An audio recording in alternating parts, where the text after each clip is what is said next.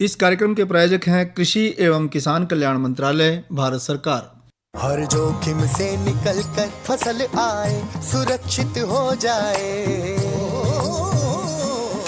फसल बीमा से हर किसान अब आत्मनिर्भर हो जाए। संकट के समय प्रधानमंत्री फसल बीमा योजना किसानों के लिए वरदान है।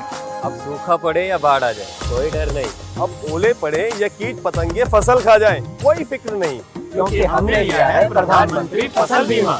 बुआई से फसल कटाई तक हर जोखिम का दावा, न्यूनतम प्रीमियम पर अधिकतम भुगतान का वादा। योजना से हर साल जुड़ रहे हैं 5 करोड़ से ज्यादा किसान। अब आपकी है बारी। नजदीकी कृषि कार्यालय, सहकारी समिति, बैंक शाखा, अधिकृत बीमा कंपनी या जन सेवा केंद्र में स्वेच्छा से करा सकते हैं पंजीकरण। फसल बीमा पोर्टल या फसल बीमा ऐप द्वारा भी कराया जा सकता है पंजीकरण। प्रधानमंत्री फसल बीमा योजना, आपकी फसलों का संपूर्ण सुरक्षा कवच। कृषि एवं किसान कल्याण मंत्रालय, भारत सरकार। किसान वाणी कार्यक्रम सुनने वाले सब बाण भाइयों ने धर्मवीर भाई की राम राम।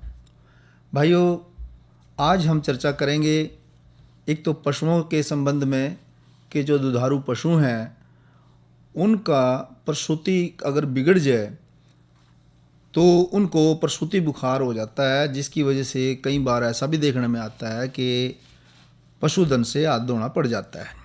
तो आज हम इस बारे में ज़रूर चर्चा करेंगे और आपका मनोरंजन कराएंगे, बागवानी मिशन के बारे में बातचीत करेंगे और वहीं बातचीत ये भी करेंगे कि जो खरीफ विपणन वर्ष 2022-23 है उसके लिए भारत सरकार ने न्यूनतम समर्थन मूल्य घोषित कर दिए हैं, उनके बारे में भी चर्चा करेंगे।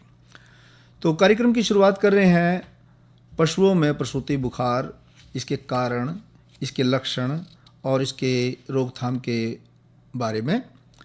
भाइयों, आप जानते हैं कि ये जो प्रसूति का बुखार है ये बड़ा भयानक रोग है जो आम तौर पे ब्याई हुई और ज़्यादा दूध देने वाली गायों में और भैंसों में देखने को मिलता है। ये जो रोग है पशु के ब्याने के कुछ घंटों से लेकर और 3 दिन तक ही ज़्यादा होता है, ऐसा देखने में आया है। पशु के ब्याने के बाद जब दूध निकलना शुरू हो जाता है तो कुछ घंटों में ही इस रोग के लक्षण पशु में दिखने लग जाते हैं और 2-3 दिन में तो पशु जो है वो पूरे लक्षण दिखाने शुरू कर देता है। तो इसलिए इसको दूध का बुखार भी कहते हैं भाइयों, कि दूध के जवर कह लो, दूध का बुखार कह लो, तो या फिर इसको प्रसूति जवर के नाम से भी पुकारा जाता है। जबकि इस रोग से पशु को बुखार बिल्कुल भी नहीं होता, बल्कि पशु के जो शरीर का तापमान है वो जितना होना चाहिए उससे भी नीचे गिर जाता है। ये इसका खास मतलब भी पहचान है कि बुखार पशु को होगा नहीं, जितना बुखार होना चाहिए उससे भी कम हो जाएगा और नाम इसको कहेंगे दूध का बुखार। भाई, इसका कारण क्या कि ये जो बुखार इस तरह से हो जाए या पशु की इस तरह से हालत हो जाए, दुधारू पशु की खास तौर से, तो वैज्ञानिक ये बताते हैं कि ये रोग खून में कैल्शियम की मात्रा जब कम हो जाती है पशु के तो उसकी वजह से ये रोग होता है। ये कमी दूध में कैल्शियम की जब मात्रा ज़्यादा निकल जाती है तो दूध के बुखार के प्रति जो है पशु ये जन्मजात पकड़ने की वो होती है कि कई पशु तो ऐसे हुए हैं कि उनको जन्मजात ही ये बीमारी हो है, मतलब पशु की माँ के भी, उसकी माँ के भी, मतलब खरना जिसको आप कहते हैं खरने से ही कई पशुओं में ये जो दूध के बुखार की बीमारी होती है। लेकिन अगर खरने के हिसाब से देखें और खरना ठीक हो तो फिर दूध में जब पशु के ज़्यादा कैल्शियम हम निकाल लेते हैं दूध के ज़रिए तो ये जो रोग है ये पशु को हो जाता है। क्योंकि ये रोग कई नस्लों में और कई कुलों में ज़्यादा होता है तो इसलिए इस बात से भी इनकार नहीं कर सकते कि खरने के हिसाब से भी ये बुखार पशु में आता है। तो पहले ब्यात में ये बहुत ही कम पशुओं में होता है, दूसरे फिर ब्यात आ गया, दूसरे ब्यात में इसका सीमित प्रकोप होता है। लेकिन जब तीसरा और चौथा ब्यात पशु का आता है, जब दूध की मात्रा ज़्यादा होती है पशु की देने की, तो ये रोग ज़्यादा हो जाता है, ऐसा देखने में आता है। और एक बार हो जाए तो फिर अगले ब्यात पे भी ये जो बीमारी है इसके आने का ख़तरा पूरा पूरा बना रहता है, क्योंकि कारण वही है कि दूध में कैल्शियम जब ज़्यादा निकल जाए, पशु में कैल्शियम की कमी हो जाए, तो ये जो रोग है ये पशु को हो जाता है। तो अब बात करेंगे कि भाई इसके जब ये रोग होवेगा तो पशु लक्षण क्या दिखावेगा। तो शुरू में तो पशु उत्तेजना के साथ दिखाई देगा कि भाई पशु उत्तेजित हो रहा है। कई पशु इस बीमारी में कांपने लग जाएं और कई पशु लड़खड़ाने लग जाएं। पशु की नाड़ी देखेंगे तो नाड़ी तेज चलेगी। पशु का जो सांस है, सांस के साथ साथ कूख भी ऊपर नीचे होने लगती है और दूध की मात्रा कम हो जाती है। फिर बात आई पशु की जुगाली करने की, तो पशु जुगाली करना भी बंद कर देता है और ये अवस्था बहुत थोड़े समय के लिए रहती है। इसके बाद मतलब दूसरे स्पष्ट लक्षण आ जाते हैं। वो स्पष्ट लक्षण क्या है कि पशु की आंखें मुंदी मुंदी सी लगेंगी, पशु में तेज नहीं दिखने का, निस्तेज सा पशु दिखाई देगा, निढाल सा दिखाई देगा, और जो पशु का मुंह है वो खुश्की दिखावेगा। और पशु का जो तापमान है आम तौर से जैसा कि बताया कि सामान्य तापमान से भी कम हो जाएगा, पशु बैठ जाएगा और पशु फिर बैठने के बाद उठने की हिम्मत उसमें रहती नहीं, तो वो पशु उठने की चेष्टा भी नहीं करता, या फिर उसके लिए जो उठना है वो नामुमकिन हो जाए, वो असंभव हो जाए, उस पर उठे ही नहीं जाता पशु पे।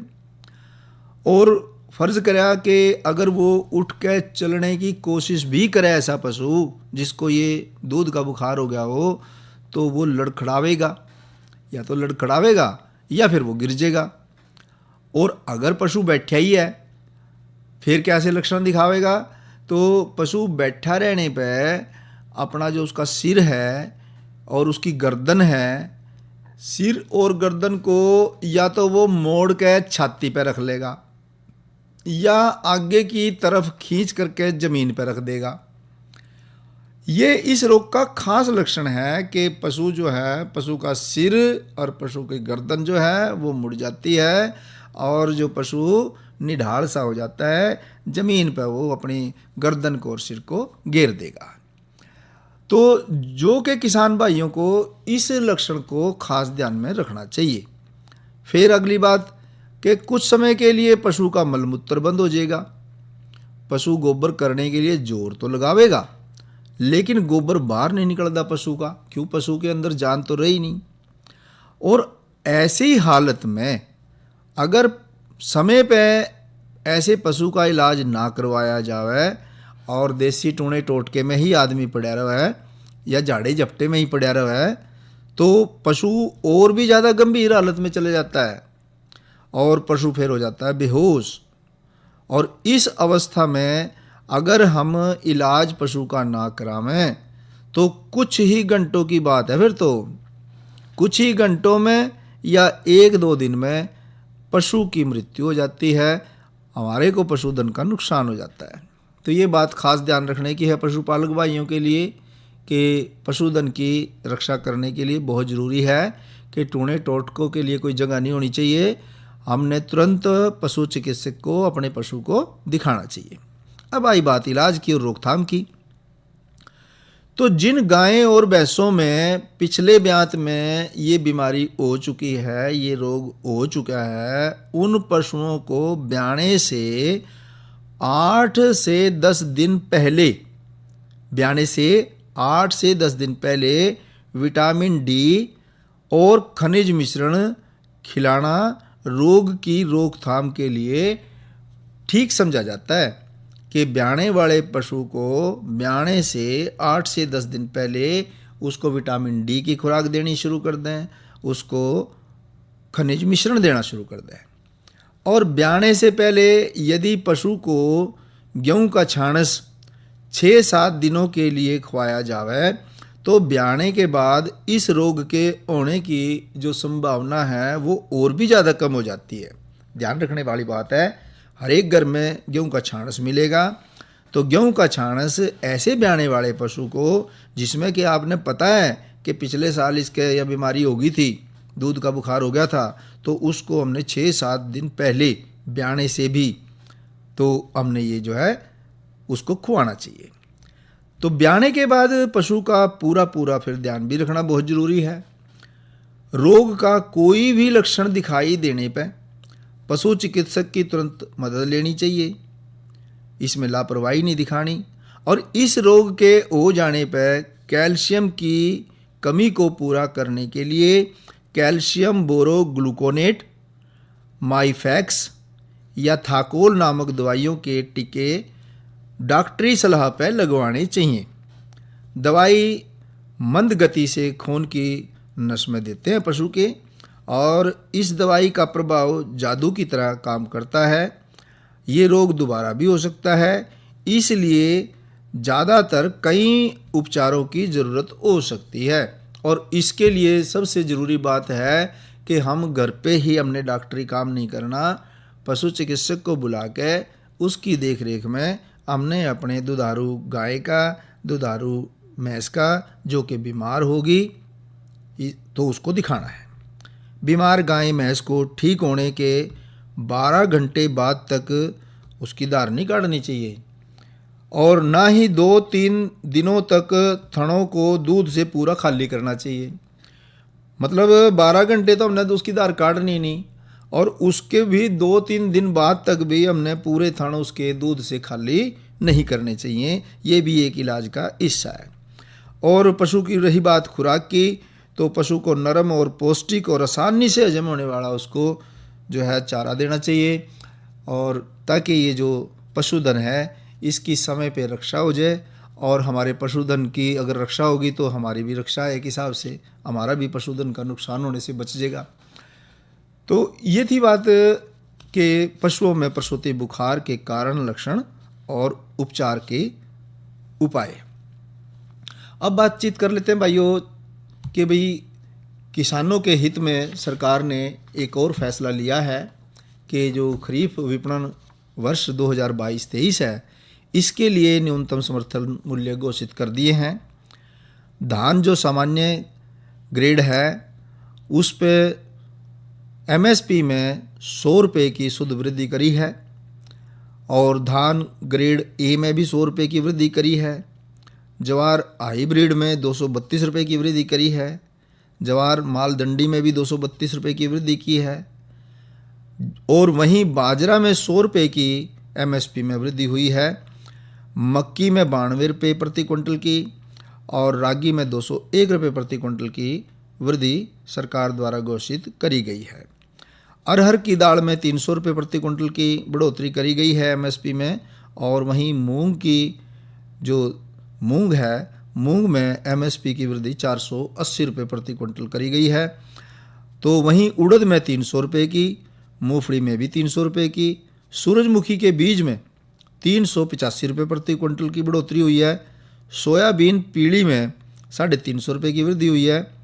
तिल में 523 रुपये प्रति क्विंटल की, राम तिल में 357 रुपये प्रति क्विंटल की, कपास मध्यम रेशा में 354 रुपये की, और कपास लंबा रेशा में 355 रुपये प्रति क्विंटल की वृद्धि हुई है। तो ये जो आर्थिक मामलों की मंत्रिमंडलीय जो समिति है उसने इन जो ये मूल्य घोषित करे गए हैं इनकी मंजूरी भी दे दी है। तो ये सूचना थी किसान भाइयों के लिए कि भाई कितनी कितनी वृद्धि हुई, जानने की इंसान के अंदर इच्छा होनी भी चाहिए, और होना ज़रूरी भी है कि जो हमारा फ़ायदा है, हमें कितना फ़ायदा सरकार द्वारा मिल रहा है इसका हमें पता होगा तो ही हमें संतुष्टि भी होगी। तो अब संतुष्टि की बात अगर आई है तो संतुष्टि तो इस बात में भी है कि क्यों ना आप एक रागनी सुने। आइए सुनते हैं रागनी जिसको आवाज़ दी है उमेद सिंह ने।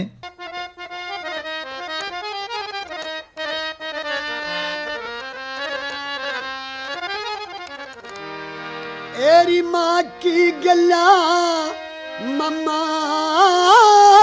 के घर प्यार करण आले होशे, और आगे पछे आदमी तकरार करण आले होशे, आगे पछे आदमी तकरार करनी आले होश तेरी माँ की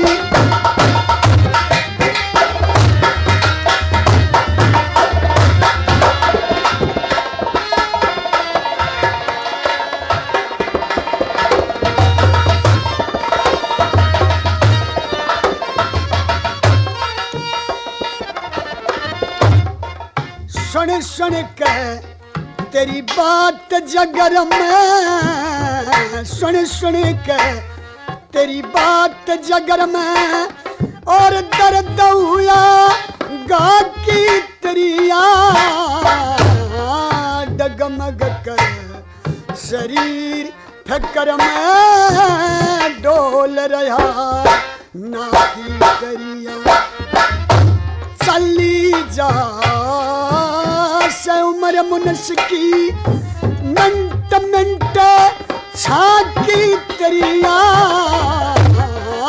कौन खुआवेगा टूक बैठ के जड़ मेरी माँ की तेरिया सेवा पानी तेरी सोवा में दो चार करने आए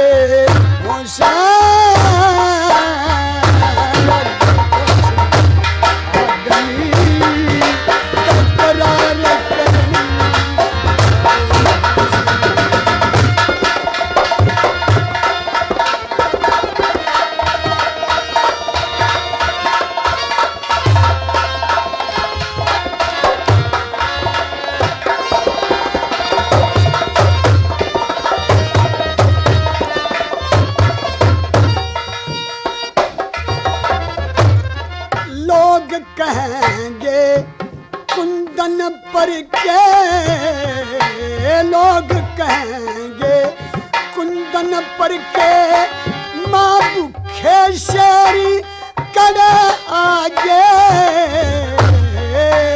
बगए थे इतनी आन में हट के फिर कड़े आगे तेरी मम्मा कहेगा दोनों बकता ये तज के मेरी कड़े आगे मम्मी देगी गाल बैठ के ये टुक टेर कड़े आगे माँ गला नन्ना नन्नी एतबार करने आए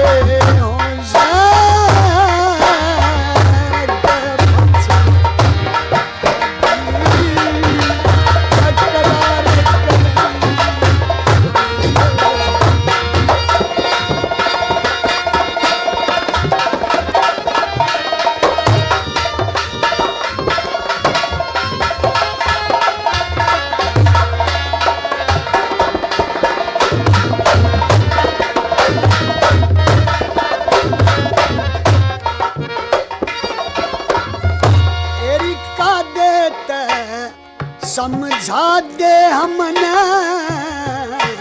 का देते समझा दे हमने और कुकर रहने लाग जामा जड्डा खरसा और चमसा तन पैसन लाग जामा बता दे किस नैन तयसु बहन लाग जामा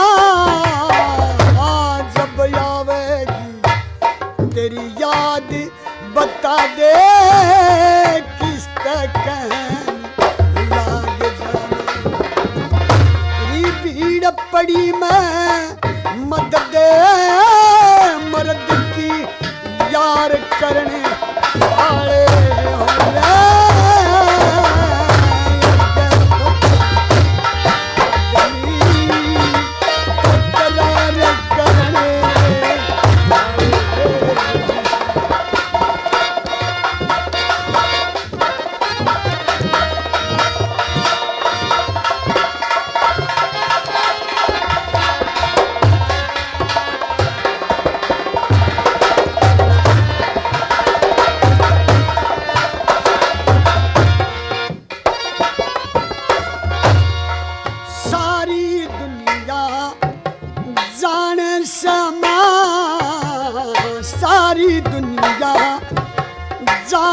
से छोना रामा बेटा कारी भरम भरोटा इस दुनिया में दो नारामा बेटा सब कुण बेटा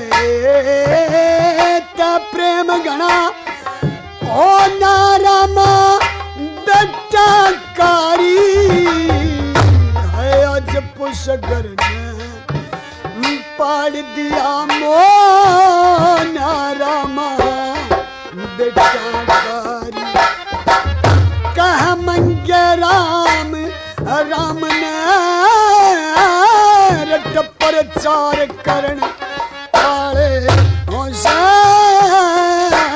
आगे पछे आदमी तकरार करण आले होसे आगे पछे आदमी तकरार करण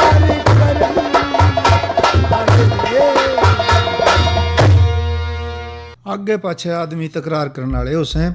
ये आपने सुनी रागनी उमेद सिंह की आवाज़ में और खिस्सा था नल दमयंती का। भाइयों, मौसम की जानकारी आपको दे दें। आज अधिकतम तापमान 47 डिग्री सेल्सियस रहा, न्यूनतम तापमान 29 डिग्री सेल्सियस रहा, मौसम साफ रहा।